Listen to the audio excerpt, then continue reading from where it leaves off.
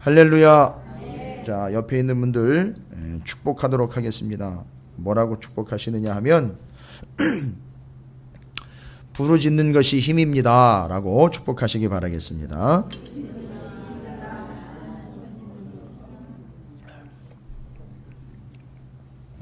여러분, 우리가 지금 역대하 말씀을 통해서 이제 본격적으로 남유다의 이제 족보, 여러분 기억하시죠? 제가 몇 번 말씀드린 건데 그 열왕기 상하, 사무엘 상하서부터 열왕기 상하까지 기록되어 있는, 물론 이제 사무엘 상하는 주로 통일 왕국에 대한 이야기죠. 그러니까 초대 왕 사울, 그 다음 왕 다윗. 다른 교회도 대답하는 걸 우리 교회가 대답을 못하면 제가 심히 상처를 받습니다. 예. 자, 초대 왕이 사울이었죠. 그 다음 왕이 다윗이었고, 그 다음이, 그래서 요 왕들이 통치했던 시기가 각각 40년씩 해서 120년 정도 나. 요 때를 분열되지 않고 통일됐다 해서 통일왕국 시대라고 그래요. 여러분, 제가 역사 얘기하는 게 아니에요. 성경 얘기하는 거예요. 제 성경에만 그 얘기가 나온 게 아니라 여러분 성경에도 나와 있어요. 그죠? 예. 그래서 꼭 제가 말씀드리잖아요. 정품 성경을 사용하시라고요. 제 성경이나 여러분 성경이나 똑같은 내용이 나와 있어요. 근데 이제 그 이후로가 문제죠. 좀 복잡하다라고 이야기 되지만 복잡한 게 아니에요. 복잡한 거는요, 우리가 봤을 때 복잡하다는 얘기는 반대로요, 풍성하다는 얘기예요. 그 안에 우리가 깨닫고 얻을 수 있는 많은 것들이 담겨져 있다는 얘기거든요.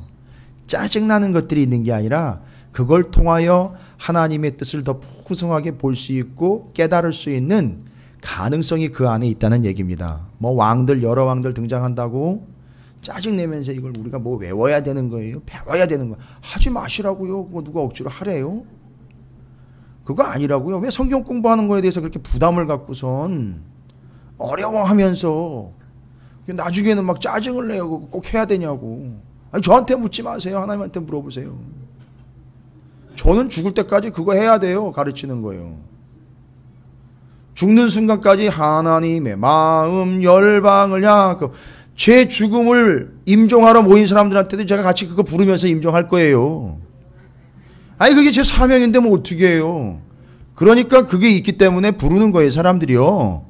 거기 가서 필요한 사람들에게 전하라고. 하나님 가라고 하시는 거예요. 그럼 거기 가서 전해야 되는 거예요. 이게 우리가 그렇게 살아야 되는 거거든요. 그러니까 지금 분명하게 이 말씀에 나와 있는 내용들을 공부하고 익히고 배우다 보면 내가 참 몰랐구나가 아니라, 야, 이게 바로 하나님 뜻이로구나 알아먹는 거 아닙니까? 왜 구약을 그렇게 열심히 공부를 합니까? 신약의 예수님을 알아먹어야 되니까요. 여러분, 구약 모르면 신약의 예수님이 왜 왔고, 어린 양이 하나님의 양이 돼가지고 온 것도 전혀 뭔 얘기인지도 모르고, 좁은 문이라 그래도 뭔 문인지도 모르겠고, 좁은 길이라 그래도 그게 뭘 의미하는지도 모르겠고, 반석이라 그랬는데 이 반석은 뭘 얘기하는지도 모르겠고, 그냥 모르겠다가 나중에는 이제 오해하다가 그러다 그냥 가는 거예요. 편하게 가는 거죠. 그러나 여러분께서는 좀 더 진중하실 필요가 있어요. 좀 갈급하시면서 사모하실 필요가 있다는 얘기죠. 왜요?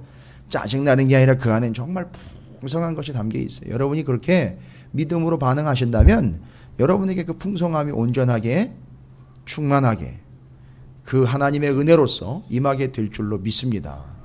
예, 자기 의로는 안 돼요. 이제 좀 슬슬 때가 됐어요, 여러분. 1년이 지났기 때문에 뭐 내가 이 정도 했다, 이 정도 기도하면 이 정도 말씀을 좀 알고 있고 내가 열심을 내면 나한테 어떤 효과 같은 게 좀 나오지 않을까. 택도 없는 소리 하지도 마세요.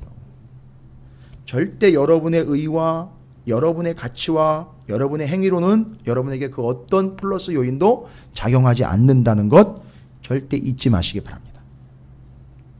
그게 요즘 새벽 말씀이에요. 산상수훈이 끝났거든요. 5, 6, 7장. 내려와서 백성들에게, 따르는 무리들에게 하나님, 예수님이 말씀하신대요. 또 한 번 부탁드립니다. 월, 화, 수 새벽 기도회 때 말씀을 꼭 다시 여러분이 챙겨 그 말씀의 내용을 점검하시기 부탁을 드립니다. 반드시요. 알고 있다고 착각하지 마시고 다시 점검하십시오. 요 월화수 때 제가 말씀드린 내용이 자기 의를 부수고 예수의 의로만 살아가야 되는 철저한 하나님의 은혜를 말씀을 나눴어요. 좁은 문, 좁은 길, 반석. 그 좁은 문, 좁은 길, 반석. 창수가 나고 홍수가 날 때의 반석. 그게 이제 오늘 새벽 얘기였고요. 그 전 이제 새벽까지도 여러분께 나누어 드린 그 말씀들을 다시 한번 여러분 점검하셔서 여러분의 의로는 안 됩니다. 전적 예수 그리스도의 의로만 여러분이 삶을 누리고 얻을 수 있다는 것 잊지 마시고 반드시 좀 챙겨보시기 바라겠습니다. 제가 왜 이 이야기를 드리느냐 하면 오늘 남유다의 그러니까 다윗, 솔로몬, 르호보암의 대를 이어서 그의 아들 아비야가 왕으로 올라옵니다. 이 아비야라는 사람이요, 정말 그야말로 굳이 또 신약 성경적으로 이야기하면 우리가 요새 새벽에 말씀 나누는 자신의 의나 자신의 능력이나 자신의 행위로 이스라엘과 한바탕 붙어서 이겨낸 게 아니라 전적 하나님의 은혜로 이겨냈다라는 걸 우리는 확인할 수 있어요. 여러분 이거 우리가 반드시 확인해야 됩니다. 그래서 제가 이제 생뚱맞은 것 같지만 새벽에 말씀 본문과 예수 그리스도께서 내가 반석이다라고 이야기하시는 거, 그 창수나는 이야기 있잖아요. 홍수나는 이야기. 그 이야기가 뭘 이야기하느냐 하면 잠깐만 설명을 해드릴게요. 오늘 말씀과 연결이 되기 때문에 그 개념과 그 컨셉을 가지셔야 돼요. 이스라엘이 지형을 이해를 하셔야 돼요. 이미 말씀을 제가 전했지만 거기는 모래라고 나와 있는데요. 모래가 백사장이나 바닷가의 모래를 이야기하는 게 아니라 지리학적으로 와디라는 건천을 이야기합니다. 와디. 혹시 지리 시간에 배우셨는지 모르겠어요. 와디, 이 사막이나 그 기후에 있어서 상당히 중요한 지형인데 뭘 와디라고 그러느냐 하면 이게 비가 안 오면은요 아주 딱딱해가지고 이게 여기가 물이 흘러가는 데인지 아니면 물이 있는 데인지 알 수조차 없을 정도로 바싹 말라가지고 단단하게 굳어져 있는 땅이에요. 근데 문제는 뭐냐면 비만 오면은요, 비만 오면 이게 언제 이게 있었는가 싶어 물이 흘러가는 수로가 돼버린다고요. 천이 돼버려요. 강이 돼버립니다. 그걸 와디라고 그래요. 거기 나와 있는 모래 위라는 건 그걸 와디를 이야기하는 겁니다. 그래서 비가 안 오면 상관이 없어요. 그죠? 비가 오면 어떻게 된다고요? 완전히 그냥 다 쓸고 내려가는 거예요. 그러니까 비가 안 왔을 때에는 거기다가 지을 수도 있어요. 왜? 딱딱해요. 땅도 아주 견고합니다. 거기다가 지어버리는 순간 이건 뭘 대비 못하는 거죠? 비가 오면 넘어간다는 거예요. 그러니까 그 비유에서는요, 반석 위에, 모래 위에라고 이야기한 와디 위에 지은 집 똑같은 집이에요. 집을 졌다는 거예요. 여러분 그 집이 연립이냐 기와집이냐 아파트냐 이런 거 따지면 안 돼요. 그건 그 본문의 비유를 잘 못 보는 거예요. 집의 형태를 보는 게 아니라고요. 어디 위에다 졌느냐 이거 보는 거예요. 똑같이 짓는다는 겁니다. 집을 똑같이 졌다는 얘기예요. 그런데 하나는 와디 위에다 졌고 하나는 반석 위에다 졌다는 거예요. 근데 그 와디요, 모래라고 보여낸 그 건처에다가 지어놓은 거는요, 비가 오면 싹쓸이 된다는 거예요. 정말 아니 남지를 않아요. 아무리 튼튼하게 지어도요 왜죠? 비가 오면 집을 치는 게 아니라 뭐가 움직이는 거예요? 밑에 기초가 움직이는 거라고요. 그러니까 싹 쓸어간단 말이에요. 그러니까 거기다 어떤 견고한 집을 줘도요, 아무리 튼튼한 집을 지고 아무리 내진 설계를 해가지고 거기다 줘도 어떻게 된다고요? 쓸려가게 돼 있단 말이에요. 아무리 좋은 재료, 아무리 비싼 재료, 아무리 특이한 공법을 갖다가, 철저한 공법을 갖다가 거기다가 철저하게 줘도요, 비만 오면요 싹 쓸려가게 돼 있다고요. 그런데요, 반석 위에다 지은 집은요, 이 반석이 움직이지 않으니까 집이 쓸려가지를 않는다는 거예요. 왜지요? 집이 튼튼해서가 아니에요. 집이 튼튼하고 견고하기 때문에 안 쓸려가는 게 아니라 뭐가요? 반석이 그 집을 잡아주고 있기 때문에 안 쓸려 내려가는 거예요. 여러분 이게 뭘 얘기하는지 아십니까? 예수님이요. 산상수훈 마치고 내려와가지고 지금까지 5장부터 7장까지 마태복음 5장부터 7장까지 다 이야기한 게 누구 얘기였냐면 예수님 당신 얘기였었어요. 내가 그 좁은 문이고 좁은 길이고 반석이라는 걸 이야기하는 겁니다. 그러니까 그 반석 위에 지었다는 얘기는요. 아시잖아요. 성경에 그 반석은 예수 그리스도라 분명히 나와 있어요.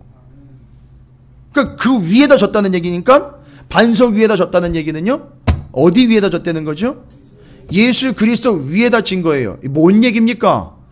예수 그리스도의 의를 힘입어 세워진 거예요. 그러니까 예수 그리스도의 의가 이 집을 붙들어주고 있는 거라는 거죠. 그러니까 이 창수요 홍수 때에 이 집이 온전하고 구원받을 수 있는 것은 자기의 자체적인 능력이나 자기의 내진 설계나 자기의 그 휘황찬란한 공법이나 기술, 재료 때문에 살아남는 게 아니라 반석이 든든하게 땡겨주고 있기 때문에 남아있다는 얘기예요. 그러나 즉 건천에다가 세워놨던 거는요. 아무리 훌륭한 재료고 공법을 썼어도 쓸려 내려간다는 거죠. 뭔 얘기입니까? 자기 의로 아주 훌륭한 신앙생활을 했어요. 아주 값진 헌금을 했습니다. 기도생활 열심히 했어요. 정말 헌신 엄청나게 했습니다. 기가 막히게 헌신을 박아놨어요. 말뚝으로 다. 기가 막힌 재료들로 하나님 앞에 드렸어요. 알고 봤더니 이게 다 자기 의라는 거예요. 그거는 마지막 때 쏙 쓸려가 버린다는 거예요. 다 쓸려가 버린다는 거예요. 그러니까 이 얘기도 가능하겠죠. 아무리 허술해도요. 아무리 시시해 보여도 반석 위에 지은 집은 절대 쓸려가지 않는다는 거예요. 뭐지요? 예수 그리스도 그분의 의를 힘입고 그분의 의를 의지하는 자들은요. 절대 쓸려 내려가지 않는다는 거예요. 이게 그 내용의 본질이에요. 여러분 오늘 저녁에 왜 오셨습니까? 제가 새벽에도 분명히 말씀드렸죠. 새벽 기도 와가지고서 1시간 기도하고 가면 말씀 듣고 기도하고 가면 오늘 하루가 그래도 마음 꿀꿀하지 않게 1시간 드렸으니까 오늘 하루 종일 뭔가 잘 되겠거니. 여러분 저 시골에요. 예수 모르고요. 귀신 섬기는 사람들도요. 그 큰 나무 밑에 가가지고 물 떠놓고요. 새벽마다 기도하고 절해요. 빌면서요. 오늘 하루 잘 봐달라고. 여러분 그거나 뭔 상관이에요. 뭐 차이가 뭡니까 도대체. 새벽에 와가지고 하나님한테 기도한다고 1시간 기도했으니까 24시간을 책임져 달라는 거예요. 여러분 말이 됩니까 이게? 여러분 그건 뭐 하는 거예요? 자기 의의를 쌓는 거예요. 오늘 지금 여기도 우리가 만약에 그런 마음으로 왔다면은요. 뭐 때우듯 왔다면 여러분 그거 자기 의의예요. 그냥 가세요. 위험한 겁니다. 차라리 안 하는 게 나아요. 그건 왜요? 안 하면 그냥 안 한 거지만 그렇게 왔다면 자기 의의를 쌓아간 거기 때문에 마지막 때 홍수가 나면 쓸려가게 돼 있다는 거예요. 차라리 안 하는 게 낫습니다. 그러나요. 왜 와 있는지 우리는요. 내 힘과 내 능력으로는 도대체 안 되니까. 거기다 잘못된 데다가 지어서는 안 되기 때문에 내 힘 가지고 내가 버틸 수 없으니까 반석 위에다 나를 세워달라는 거죠. 난 반석 위에 서야 되겠습니다 해서 갈급함으로 사모함으로 그 은혜를 의지함으로 나왔다면 그게 정답인 거예요. 그거는 반석 위에 세워진 거예요. 내 의는 안 됩니다. 내 행위요, 내 삶은요, 내 것 가지고는 안 된다는 거죠. 예수의 의로만 가능하다라는 거. 그래서 반석 위에다 짓는 거예요. 그래서 그게 좁은 문, 좁은 길이 되는 거예요. 왠지 아시죠? 좁은 길. 내가 곧 길이요, 진리요, 생명이요. 좁은 문은요. 요한복음에 나와 있죠. 내가 곧 양의 문이다라고 분명히 나와 있어요. 그게 그 문이요 길인 거예요. 왜 좁습니까? 정비가 안 돼서 좁은 길이에요? 예수만 통과할 수 있는 길이기 때문에 좁은 길이에요. 예수님만 통과할 수 있는 길이기 때문에 좁은 길이에요. 이거는 성막과 연결이 되어 있어요. 성막의 성소에서 지성소로 들어가는데 기둥이 세워져 있어요. 그리고 휘장이 쳐져 있다고요. 그죠? 그거 걷어보면 기둥 사이로 비집고 들어가야 돼요. 좁습니다.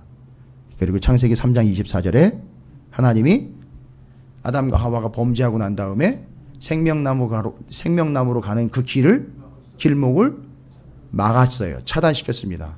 누구를 시켜서요? 천사들을 채워가지고. 근데 성막에 보면 휘장에 천사들을 정교하게 새겨놨다 그랬어요.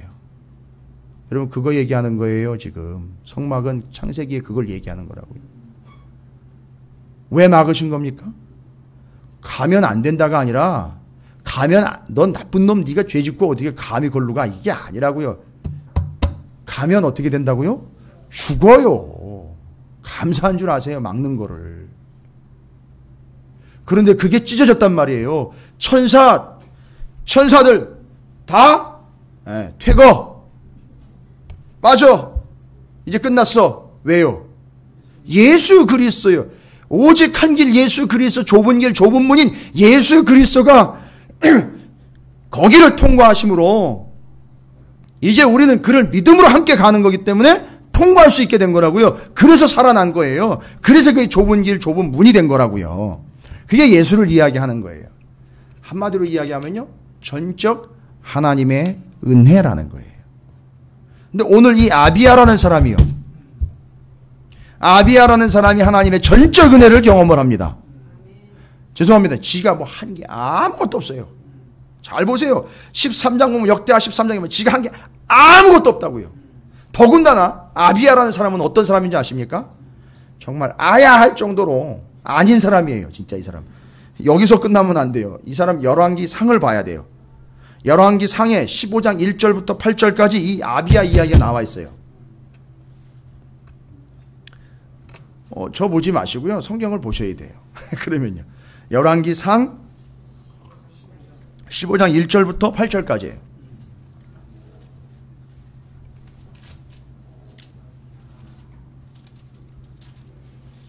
아비야의 비밀이 펼쳐집니다. 뭐 비밀이라고 할 거 없죠. 그의 존재의 실체가 기록이 되어 있습니다. 열왕기상 15장 1절부터 8절까지 쭉 나와 있죠. 한번 함께 보겠습니다. 느밧의 아들 여로보암의 왕 18째 해에, 그러니까 누가 왕이 된 지 18년 만이죠. 여로보암은 이제 북이스라엘이죠. 예, 그러니까 북이스라엘 왕이 된 지 18째 해니까 여로보암 왕이 왕에 있어서 왕이 된 지 18번째 해가 됐던, 그러니까 왕 노릇한 지 18년 된 거예요. 그때 누가 이제 남유다의 왕으로 올라오죠? 아비야가 왕으로 올라와요. 아비야가 3년밖에 왕 노릇을 못합니다. 통체적으로 하면 3년, 18년, 한 21년 대 3년 이렇게 차이가 나는 거예요. 이야, 이건 뭐 세 발의 피지요. 왕으로 세워져 가지고 왕 노릇 해본 지 차이가 18년 될 때 이제 왕이 됐으니까, 여러분 경력 따지면은요, 베테랑과 아마추어도 아니에요. 이건 급수도 따지 못한 초보가 대적을 이제 서로 대립을 하게 되는 거죠. 예루살렘에서 3년 동안 다스리니라. 누가요? 아비야가요. 아비야가. 그의 어머니의 이름은 마아가요. 아비살롬의 딸이더라. 뭐 엄마가 자꾸 등장하는 건 나중에 제가 말씀드릴게요. 자꾸 이게 왕들이 엄마가 누군지를 자꾸 밝혀요. 제가 이제 예전에 한번 말씀드렸죠. 이 엄마들이 상당히 큰 영향력을 미쳤기 때문에 자꾸 엄마들이 등장을 하는 거예요. 좋은 영향력을 미쳤으면 기록을 별로 안 하는데 나쁜 영향력을 자꾸 미치니까 엄마들이 기록된 거예요. 근데 좋은 엄마들이 있죠? 영향력 좋게 미친 엄마들이 있잖아요. 원래 그렇게 내버려뒀으면 죽을 엄마들이었는데, 비참한 엄마들이었는데 좋은 영향력을 미친 엄마들이 있죠? 구약에. 그렇죠. 나오미. 나오미요? 나오미 시어머니는 조금 제껴놓을게요, 제가. 누구죠? 1차적으로, 사사시대 때 얘기에 자꾸 등장하는 룻과 보아스 얘기에서 빠질 수 없는 그 엄마. 어려서부터 보아스를 말씀과 은혜로 키웠던 그 엄마, 라합. 예수님의 조상이에요. 또 신약으로 가면 디모데의 엄마, 유니게. 뭐 이런 엄마들이 있어요. 여기 엄마들 많이 계시는데요. 예. 분발하시기 바랍니다. 어머니들. 예. 그런 소망을 좀 가지시기 바랍니다. 자, 그래서 그 엄마가 소개가 되고 있고요. 이제 본격적으로 아비야인데 아비얌이라고 표현했어요. 여러분 또 이걸 가지고 따지지 마세요. 아이 이름이 또 아비야인데 왜 아비얌입니까? 이건 뭔가 틀린 겁니까? 뭔가 아니요. 그냥 표현상 차이인 거예요. 그냥 별다른 거 없습니다. 그 사람이 그 사람이에요. 그의 아버지가 이미 행한 모든 여러분 3절에 표시해 놓으세요. 그리고 빨간 글씨로 아비야의 실체 이렇게 해 놓으세요. 추적 아비야 그의 실체 이렇게 해 놓으세요. 15장 3절에 여러분 아비야의 실체입니다. 아니 역대상 읽다가는요 여기로 넘어와 버리면 충격에 쌓여요. 역대하하고는 달라요. 뭐라고 나와있는지 한번 볼게요. 아비야미 그의 아버지가 이미 행한 모든 죄를 행하고 아버지가 누구예요? 르호보암 아니에요. 그죠? 아직 여러 명 안 등장했어요. 아직 헷갈리실 때 아니에요. 예, 그렇죠. 솔로몬, 르호보암, 아비야 이렇게 가는 거예요. 그러니까 할아버지가 누구예요? 예? 아비야의 할아버지요. 솔로몬. 예, 증조 할아버지가 다윗인 거예요. 고조 할아버지는요? 예? 그렇게 가정을 섞여버리면 어떻게 해요? 예, 그렇습니다. 2세. 대단하십니다. 감사합니다. 잠깐 헷갈릴 수 있어요. 이게 왕조로 가다 보니까. 그러네요. 그런데 그 아비야의 마음이 그의 조상 다윗의 마음과 같지 아니하여. 다윗의 마음과 같지 아니했고 하는 짓은 누구랑 똑같았다는 거죠? 아버지 르호보암과 똑같아서 그를 총체적으로 평가하죠. 모든 죄를 행했다라고 이야기하고 있어요. 아니 여러분 이게 어떻게 된 겁니까? 아니 그러니까 이건 형편 무인지경이라는 얘기인데 그죠? 이거 완전 스펙이 꽝이네요 이거. 그죠? 전적이 화려합니다. 그의 하나님 여호와 앞에 뭐 하지 못했어요? 온전하지 못했어요. 이게 아비야의 최종 평가였었어요. 열왕기 상에 의하면. 열왕기 상은요 기준이 뭐예요? 저 위로 올라가죠. 어디서부터 옵니까? 기준이요. 그렇죠. 모세오경에 특별히 거기 왕은 어떠해야 된다라는 게 신명기 17장에 나오는 거 보니까 신명기의 기준으로 딱 재보면 이게 온전하지 못한 거예요. 아니라는 게 다 나온 거예요. 누가요? 아비야가요. 4절에 아비야 얘기는 이렇게 그냥 끊어버립니다. 그리고 누구 얘기를 하느냐 하면 그 아비야와 비교가 안 될 정도로 훌륭했던 그의 증조 할아버지 다윗에 대한 얘기를 해요. 왜 다윗에 대한 얘기를 할까요? 아비야 얘기를 하다가 뒤로 보면 다윗 얘기예요. 왜요? 아쉬운 거예요. 너무너무 아쉬운 거예요. 그의 증조 할아버지 다윗은 이랬는데 죄송합니다. 이놈의 새끼는 욕하는 거 아니에요. 그의 후손을 이야기할 때 이놈의 자식은 너무너무 아니라는 걸 극하게 대조를 시키고 있는 거예요. 다윗 얘기 좀 한번 들어볼까요? 그러니까 마음이 르호보암 아비야 때문에 마음이 너무 다운돼 버렸으니 다윗 얘기로 좀 한번 기운 좀 내자는 거 아닙니까?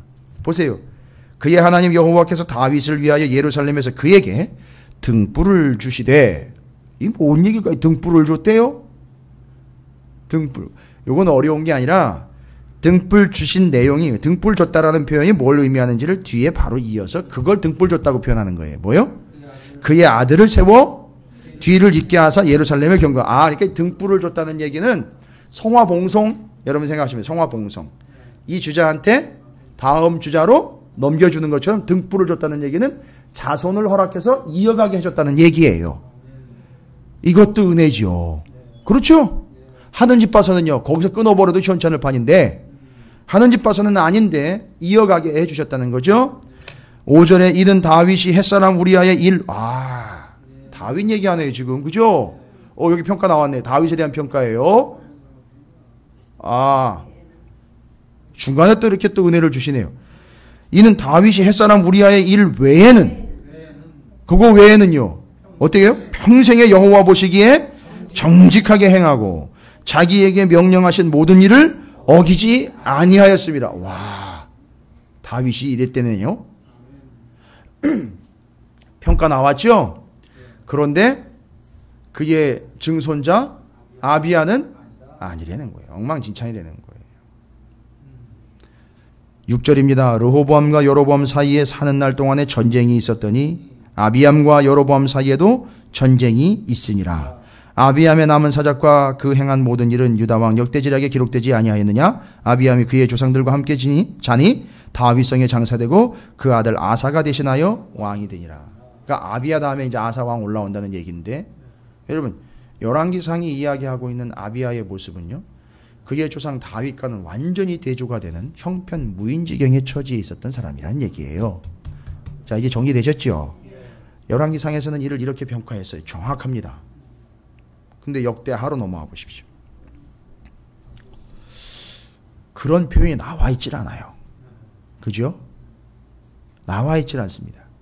그리고 지금 그 열왕기상에서 분명히 얘기했죠.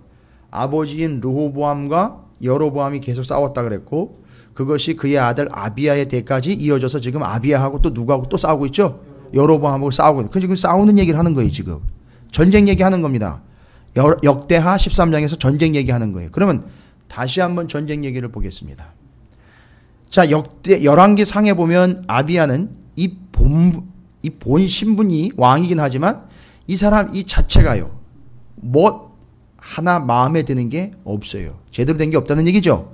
스펙으로 따지면 꽝인 거예요. 하나님 앞에 온전하지 못한 자예요. 죄를 범한 자입니다. 그렇죠? 근데 이제 여로보암하고 싸우는데, 그 싸움으로 나가는 그 여로보암과 대항하고 있는 아비야의 처지를 한번 보십시오. 첫 번째로 여로보암 왕 18째 해에 아비야가 유다의 왕이 됐다는 얘기는요, 여로보암은 18년 동안 왕 위에 앉아서 이미 경험이 출중한 거예요. 왕으로서 싸움도 많이 해봤고, 그렇죠? 근데 이제 아비야는 이제 처음 왕이 된 거예요. 여러분 18대 1이에요. 연수로요. 예, 요거를 이제 전문용어로 짬밥이라 그래요. 전혀 비교가 안 되죠? 완전 뒤처지는 경험입니다. 경험이 전혀 없어요. 그리고 예루살렘에서 3년 동안 다스리니라. 그의 어머니의 이름은 미가야요 기브아 사람 우리엘의 딸이었더라. 아비야가 여로보암과 더불어 싸울세. 자, 아비야는요 여로보암하고 싸울 때 3절에 싸움에 용감한 군사 몇 명이에요? 40만 명을 택하여 싸움을 준비하였고, 그에 반해 여로보암은요 큰 용사 80만 명이에요. 그러면요 숫자적으로 따지면은요 여로보암이요 배예요, 배. 그 다음에 4절에는 아비야가 에브라임 산중 스마라임 산 위에 서서 이르되 여로보암과 이스라엘의 무리들아 다 들으라. 이 건방까지 떨고 있습니다. 이제는 뭐래요? 그 80만을 거느리고 있는 여로보암의 군대에게 지가 산에 올라가 가지고 뭔 할 말이 있는지 얘기를 합니다. 뭐라고 얘기를 하는지 한번 들어보세요. 이스라엘의 하나님 여호와께서 소금 언약으로 이스라엘 나라를 영원히 다윗과 그의 자손에게 주신 것을 너희가 알 것 아니냐. 여러분, 근데 이건 자기 얘기가 아니에요. 자기가 만들었는 얘기 아니에요. 자기가 지금 연설문을 해가지고 저 사람들을 위협을 주려고 감동적인 연설문을 따로 만들어가지고 그들을 위협하려고 제작해낸 내용이 아니에요. 여러분, 이 뒤로 이야기되는 거는 어디까지요? 12절까지는 다 뭐예요? 사실이에요. 사실을 이야기하는 거라고요. 들어보세요.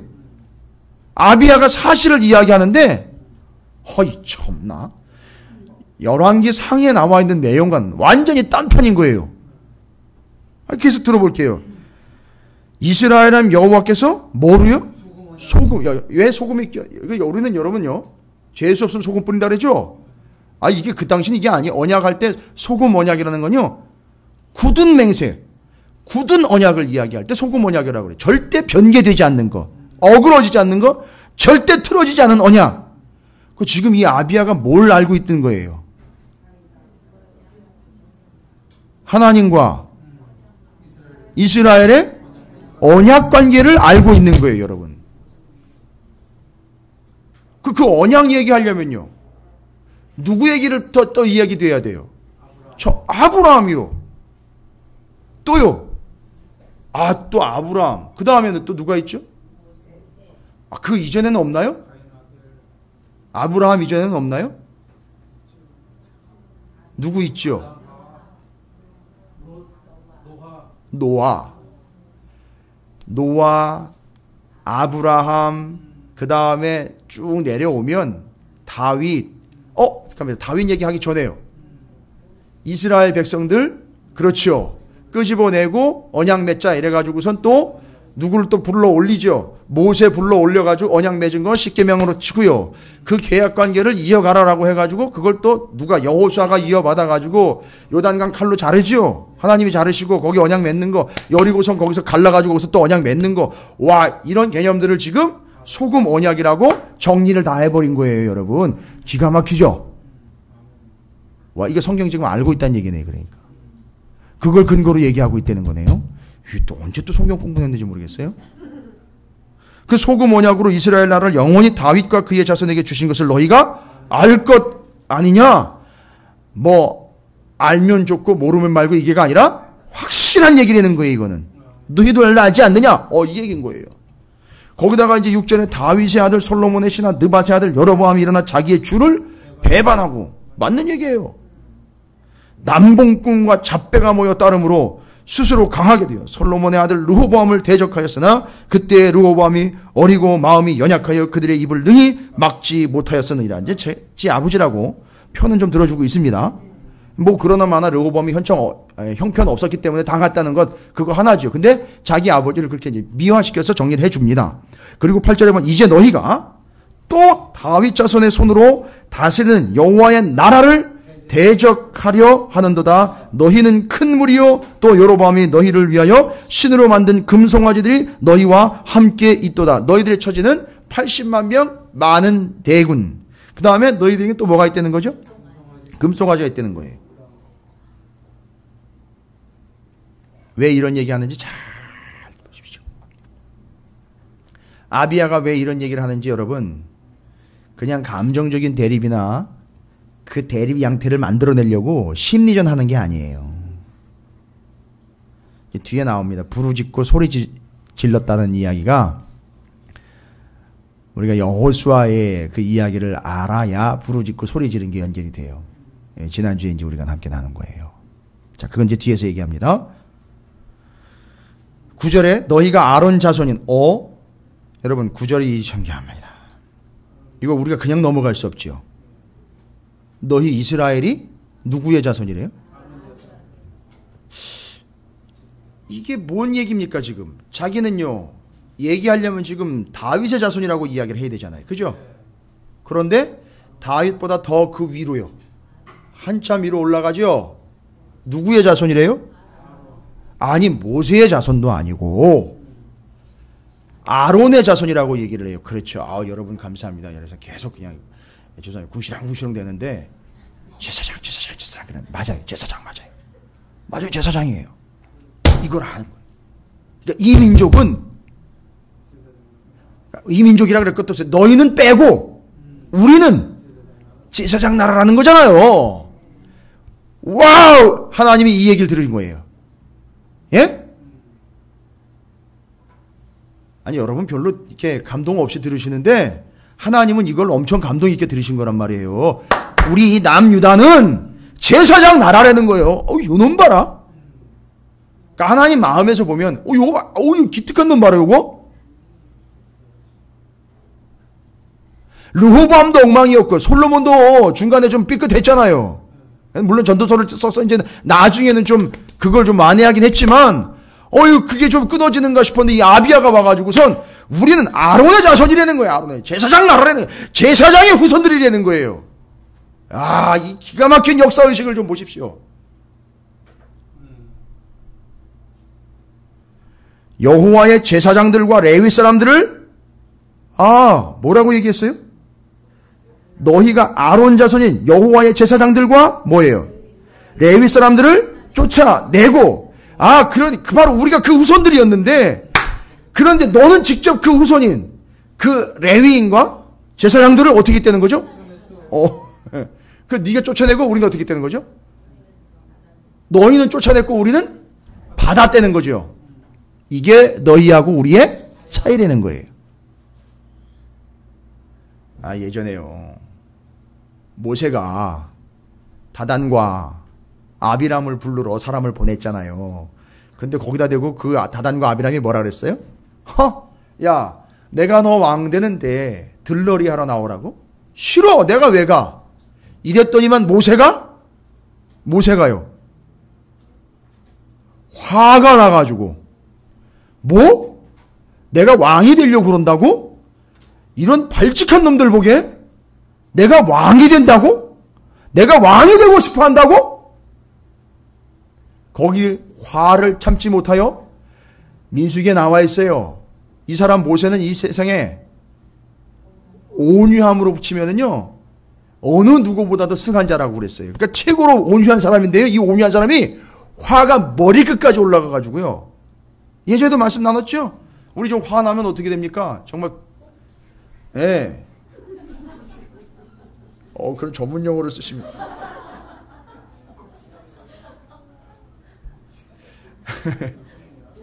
예, 맞아요. 완전히 그냥 열려버리죠, 그죠? 그럼 어떻게 해야 돼요? 나를 열받게 하고 나를 힘들게 한 사람을 가서 멱살 한번 잡고 앞으로 2번, 뒤로 2번, 좌로 3번, 우로 3번 정도 흔들어주고, 예, 한번 퉁퉁 한번 딱 잡아줘야 되는 거 아닙니까? 가서 죽고 싶어서 환장했어, 뭐 이런 식으로 한번 날려주고요. 근데 모세가 그러지 않고 화가 났는데 어떻게 되는 거예요? 화가 났는데 거기다가 풀어내는 게 아니라 하나님한테 딱 찾아가가지고 하나님한테 뭐라고 얘기했어요? 하나님, 제가 나 열받게 했어요. 이런 게 아니라, 하나님은 저들의 헌물을 받아주지 마십시오. 만약에 저들이 하나님 앞에 와가지고 제사한다면 저들이 하나님 앞에 드리는 그 제물의 헌물을 받지 말아주세요. 와, 뭔 얘기입니까 이건? 제사장 나라의 핵심 아닙니까? 제사 안 드리면 죽는 거예요. 근데 그놈들이 와가지고 내 제사 받아달라고 할 때 하나님 받지 말라는 거예요. 그거 어떻게 되는 거예요 그러면? 비참하게 하나님으로부터 거부당해 죽는 존재가 되게 해달라는 얘기. 이건 제사장 나라의 개념을 모르면 이런 기도는 나올 수가 없는데, 야, 잘 보세요. 아비야가 그 개념을 이해하고 있는 거예요, 지금. 그걸 이해하고 있다고요, 지금. 그냥 넘길 말이 아니에요. 그리고 9절에 계속 나오잖아요. 아론 자손인 여호와의 제사장들과 레위 사람들을 쫓아냈어요. 이방 백성들의 풍속을 따라 제사장을 삼지 아니하였네요. 제사장을 삼았는데, 쫓아내고 다른 제사장들을 삼았는데, 뭐래요? 이방 백성들의 풍속을 따라서 제사장을 삼았어요. 누구를 막론하고? 잘 보세요, 이제. 제사장 세우는데, 요거 가지고 오면 제사장 세워요. 이거 가지고 오면 제사장 세워요. 잘 보세요. 어린 숫송아지 1마리하고 순양 7마리를 끌고 와서 장립을 받고자 하는 자마다 허무한 신들의 제사장이 될 수 있도다. 자, 그러면 금액 나왔죠? 어린 송아지 1마리하고 순양 7마리. 한 500에서 700만 원 정도면 될까요? 그것도 맞나요? 한 500만 원 정도 나오겠네. 견적 나옵니다. 세상에 이게 말이 됩니까 이게? 죄송합니다. 이 초죽여도 현찬을 파닌 이 짓을. 제사장을 세우는데 송아지 1마리, 순양 7마리 갖다 주면 누구든지 하고 싶은 놈들 세운다는 얘기예요. 죄송합니다. 요새 이따위로 세워진 목사들이 한둘이 아니에요. 여러분이 정신 바싹 차려야 됩니다. 이 엉망진창으로 돈 갖다 주고 지들끼리 손 얹어가지고 목사 된 놈들이 한둘이 아니에요. 망하는 겁니다, 이거는. 제대로 목회하고 제대로 공부하고 제대로 사명받은 분들을 얘기하는 게 아닙니다.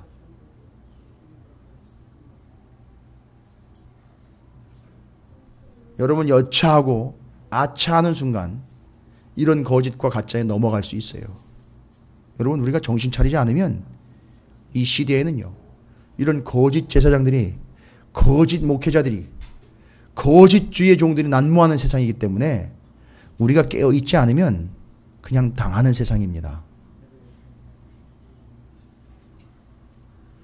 어디 감히 돈을 갖다가 바쳐놓고 돈 몇 푼에 제사장을 세우는 일에 그 귀중한 사명을요, 자기네들끼리 모여가지고 자기네들끼리 손을 얹고 돈을 갖다 주면 그거 받고 왕이요, 마치 제사장은커녕 자기네가 왕이 되려고 자기네 권력과 자기네 이익을 위해서 누구 세우고 엉망진창인 겁니다 지금.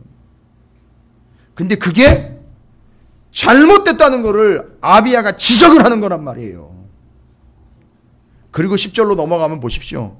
우리에게는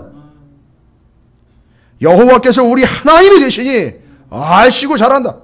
이게 하나님이 보실 때 얼마나 그 마음 가운데 새겨지겠느냐는 얘기예요. 여러분 적어도 지금 이 상황에서 아비야는요 쇼하는 건 아니었었어요. 이거는 쇼는 아니었습니다.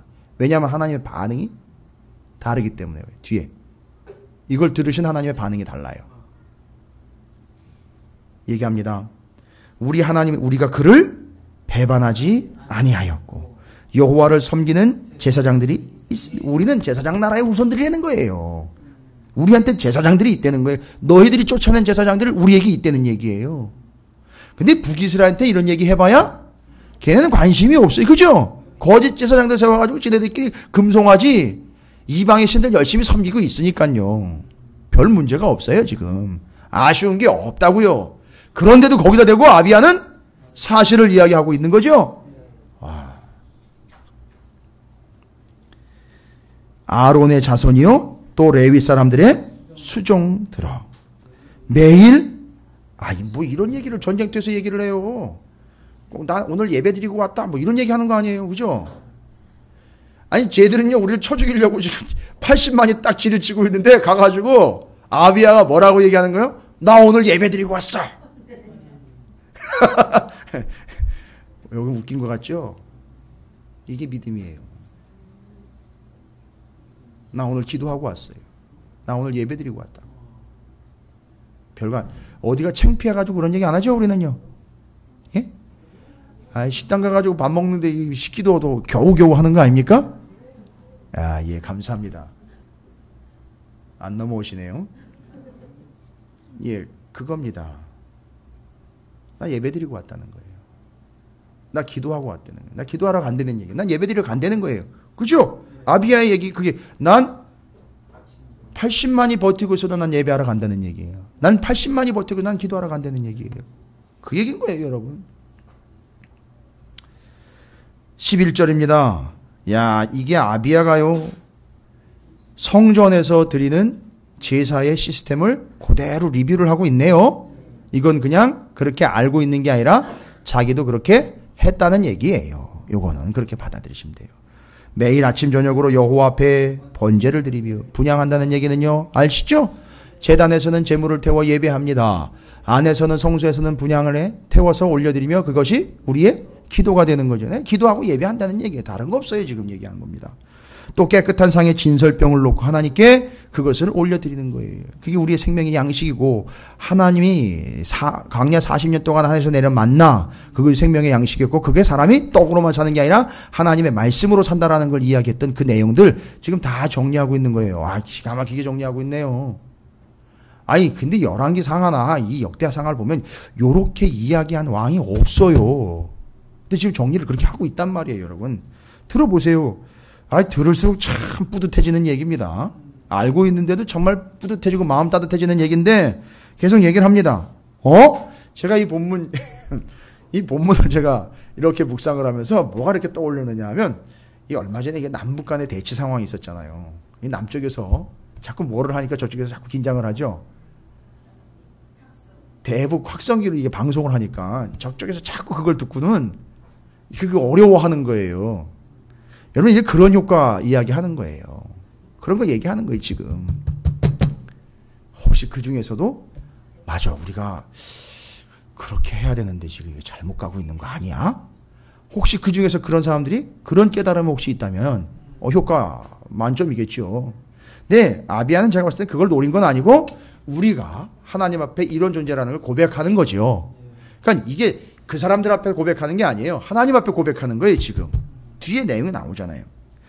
그래서 진설병 놓지어 또 금 등잔대가 있어 그 등에 저녁마다 불을 켜나니 우리는 우리 하나님 여호와의 계명을 지키나 너희는 그를 배반하였느니라.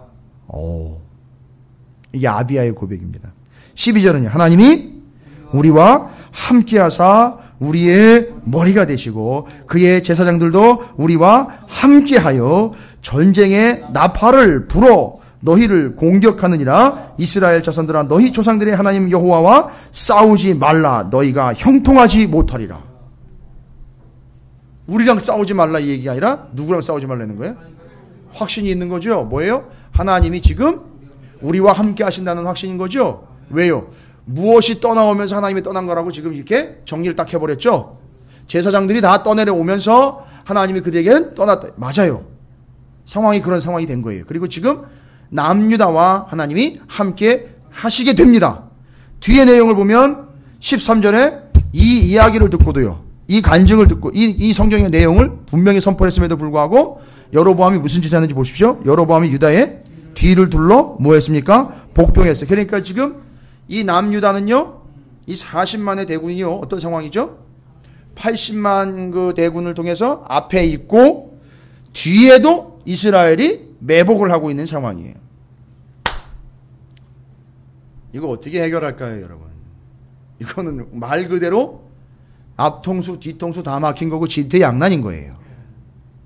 그런데 보세요. 앞에 이스라엘 사람들이 있고 그 뒤에는 복병이 있는지라. 14절입니다.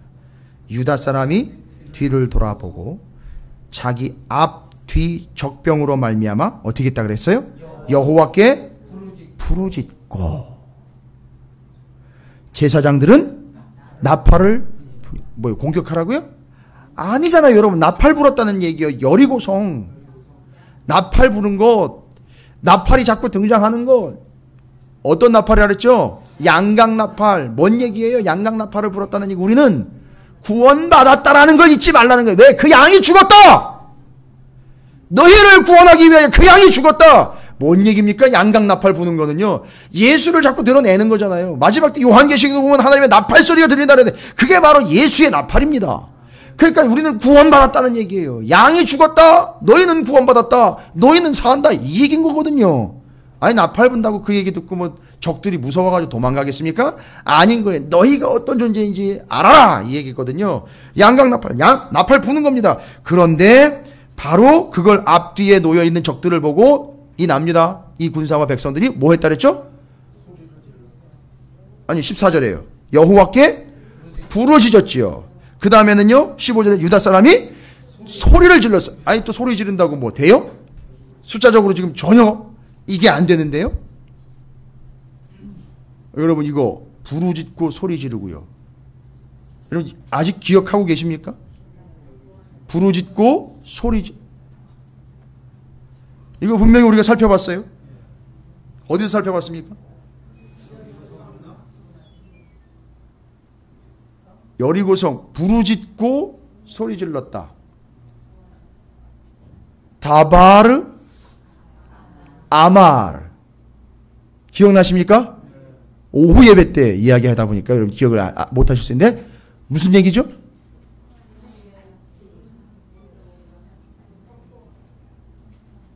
여호수아가 미디안과 싸울 때에 뭐라고 명령을 했죠? 어떻게 하라고요? 태양 보고 머무르라고요. 거기 머무르라고, 멈추라고 명령했죠? 그때 그렇게 말하기 전에, 그 명령하기 전에 하나님께 부르짖었다 그랬어요. 그 부르짖음이 다발이었고요. 태양을 향해 명령했지요. 그게 선포였던 거예요. 그러니까 하나님과 다발을 하고 문제를 향하여 아마를 했어요. 그러니까 하나님께 기도하고 문제를 향하여 믿음의 선포를 낸 거예요. 여러분, 이거 다시 한번 그때의 기억을 떠올리시기 바랍니다. 그럴 때 태양이 멈췄던 것처럼 지금 똑같이 그걸 하고 있어요. 아비야가요. 그걸 알았는지 몰랐는지 모르겠지만 하여튼 그걸 알았다라고 저는 믿어요.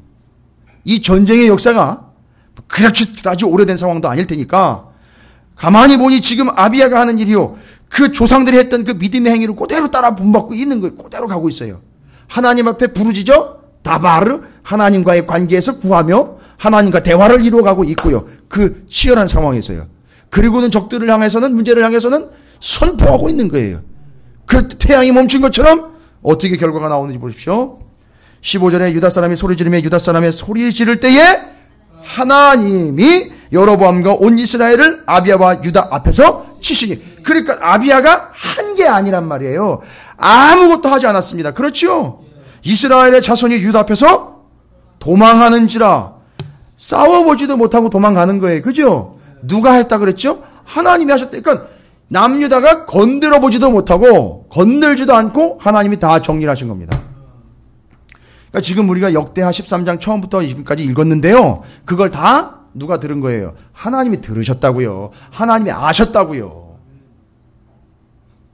17절 아비야와 그의 백성이 크게 무찌르니 이스라엘이 택한 병사들이 죽임을 당하고 엎드러진 자들이 50만 명이에요. 몇 명 남은 거예요 지금? 30만 남은 거예요. 남유다는요?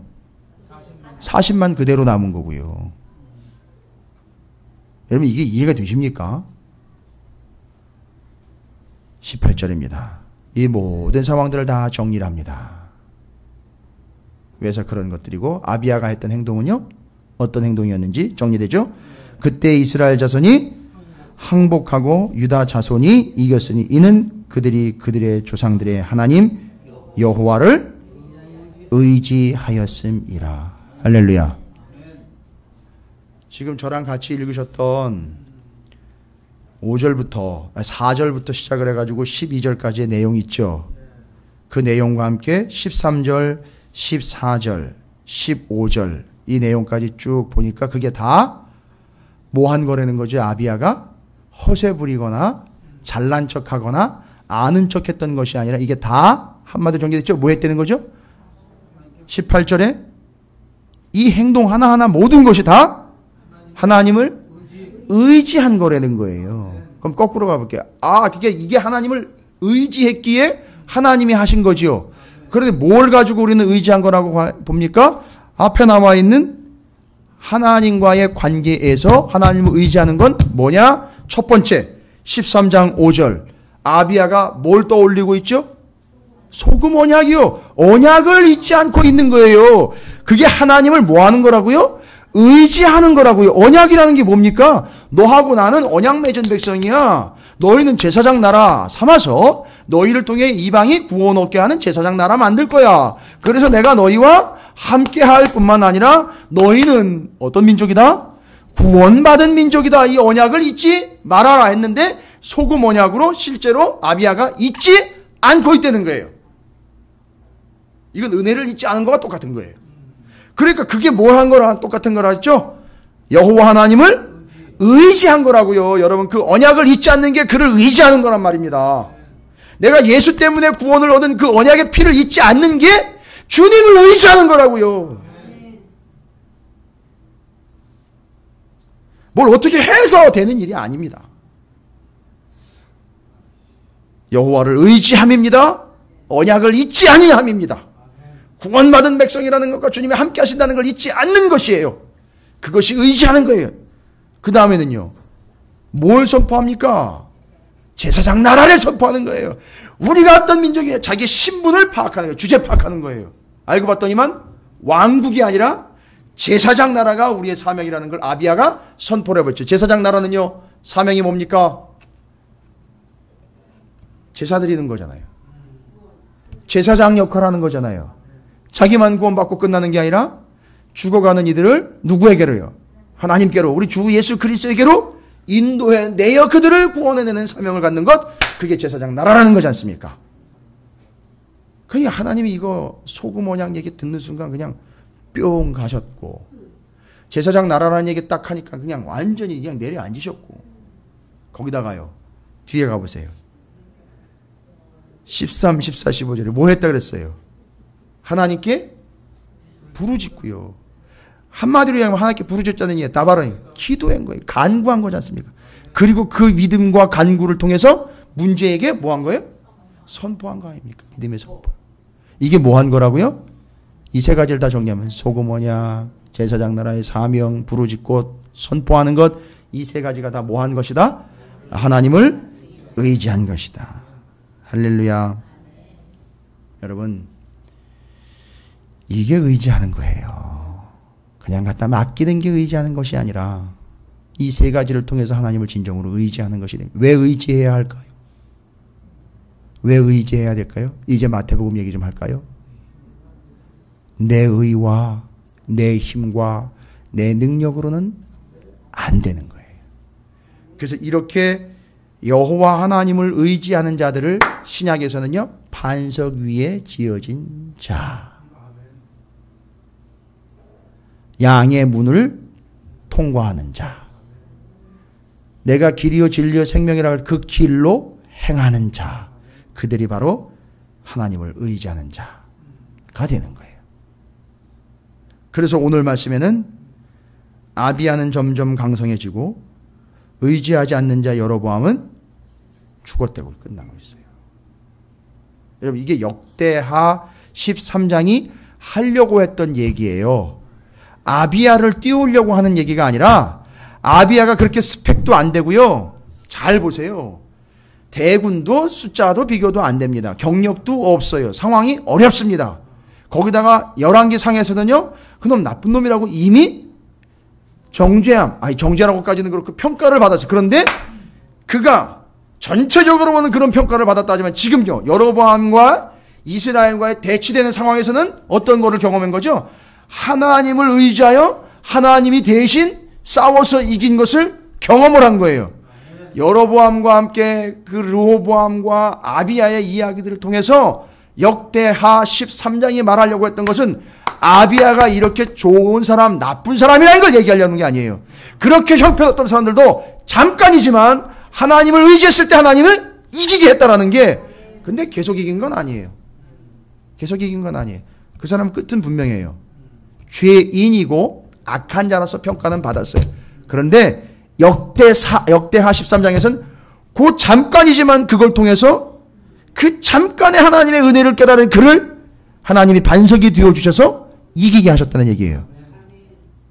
그게 관점의 차이인 거예요, 지금. 평생 그렇게 된 건 아니에요. 그러니까 지금 이 자세를 계속 갔다면은요, 좋았겠죠.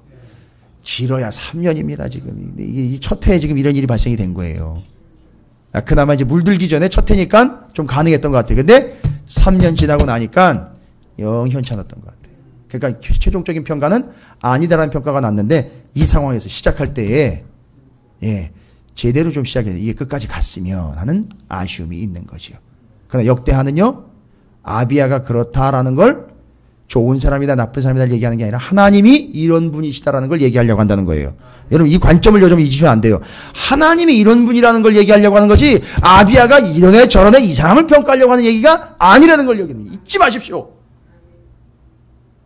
정리되셨습니까? 그러니까 그 하나님과 우리는, 그 하나님에 대하여 우리는요, 어떤 삶을 살아야 된다고요? 어떤 사람이든지 간에 총체적으로 세 가지 통합해서 그걸 하나님을 의지하는 삶이에요. 그런데 그 의지하는 삶이 구체적으로 세 가지로 연결이 됐죠. 첫 번째, 하나님과의 언약을 잊지 아니하는 거. 그 다음에 제사장 나라에 사명이 있지 않은 거. 그럼 오늘날 우리는요, 어느 나라예요? 하나님 나라예요. 하나님 나라는 예수님의 제자들이 백성인 나라예요. 그죠? 그 다음에 세 번째는요, 하나님께 부르짖어 간구하는 거죠.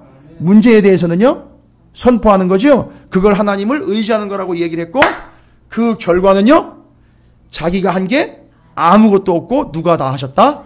하나님이 다 하셨다. 할렐루야. 여러분, 이 사실을 잊지 마시기를 주님의 이름으로 축원을 드립니다.